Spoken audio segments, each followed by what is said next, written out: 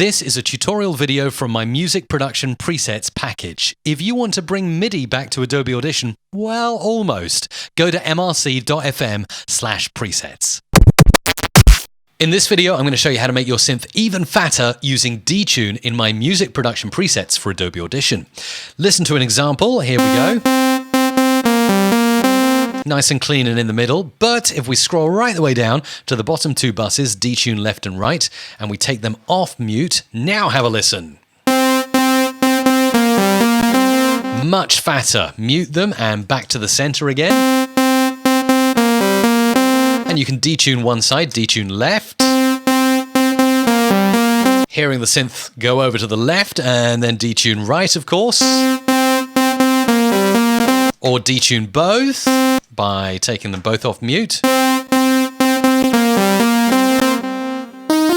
It's doing a clever bit of left and right separation and a slight bit of pitch adjustment to make your synths even fatter. There you go, MIDI nearly back in Adobe Audition. If you want to have fun like this, just go to mrc.fm/presets and download the music production presets today.